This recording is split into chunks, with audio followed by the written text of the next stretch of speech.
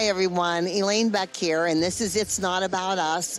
We are on CPAC now and many other places, and you can go to elainebeck.com and see all the things that we're working on because we love you and we love God, and we're serving Him.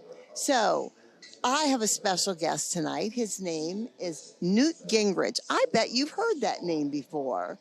Hopefully. Newt, welcome. Good to be with you.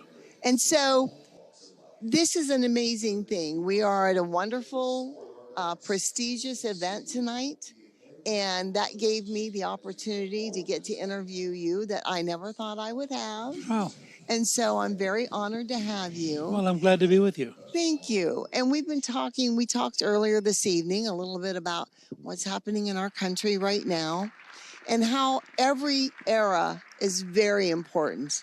And right now we're going through some very difficult times, but I feel God in all of it, don't you? I do. I think God has a purpose for America, and I think that we have to sometimes endure Right. in order to get to the promised land, to use the classic language, and to be here at Mount Vernon Right. and have the hallowed ground of George and Martha Washington and the feel of what led to freedom in the United States and the Constitution. I always find it a very emotional and a very rewarding thing to come to Mount Vernon. And I always recommend to people that it's worth coming 20 miles outside Washington to get a feel for what the founding president lived and where he lived and what his life was like. Yeah, well, I have found myself several times already this evening, practically in tears, particularly when they were telling us in the library about some of his writings and his heart and the way he spoke, not only of his country, not only of the world that he took on lovingly and with God's direction. But of his family and his love for his lovely wife Martha, and their history. There's so much there for people out there to grab hold of it. Wouldn't this be the best time in the world to reach out to some of the wonderful history of this country for especially the young people, like Dr. Carson is doing, to help them understand that there is freedom? Well, I think what Dr. Carson's done is with Cornerstone is so important. President Reagan, in his farewell address, said the thing that most worried him was that we were not teaching patriotism. We were not teaching American history. We were not really getting people to understand how this astonishing country came to be and how our freedom came to be. And I think Dr. Carson has risen to that challenge. And I think with Cornerstone, I know because we work with him, he's really reaching out to people. My wife, Callista, had written a series of books in which Ellis the elephant teaches Yes. teaches 3 to 6 year olds about American history. And so we had a really deep interest in this topic before we saw what Dr. Carson was doing with Cornerstone. But I think the effort to bring accurate, honest American history back into the classroom and to introduce young people to the extraordinary story of freedom and how it came to be in America. I think it's one of the most important things going on in the country today. Yes, absolutely.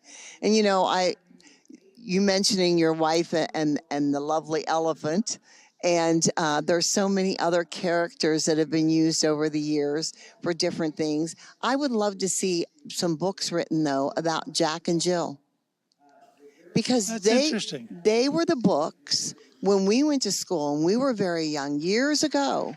Right. They were the young couple, or the two young people, a boy and a girl, that taught us how to go through things and just as simple as reading and all that.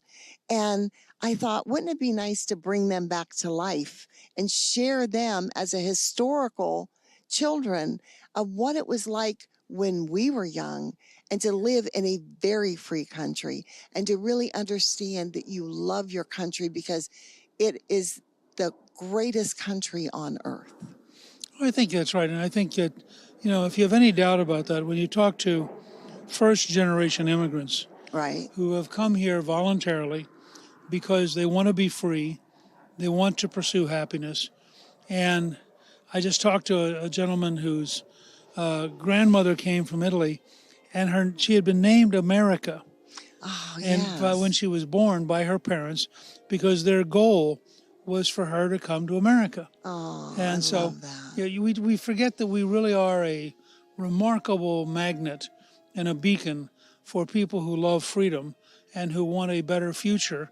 And when you watch the evening news and you look at Beirut and you look at Gaza and you look at Ukraine, it's a useful reminder that to be in a country that is free, has the rule of law, has a constitution, is an extraordinarily great thing and something we should cherish and protect and defend.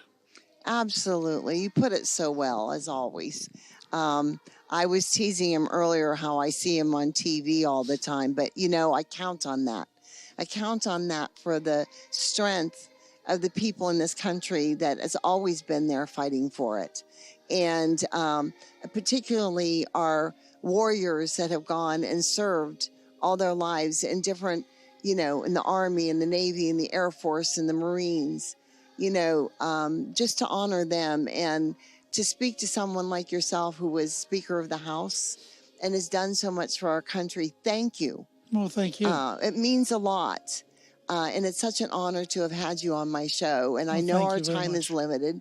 So we're going to let you go. But thank you so much Well, I for appreciate it sharing so with much. us. It's great to be with you. God bless you. Thank you.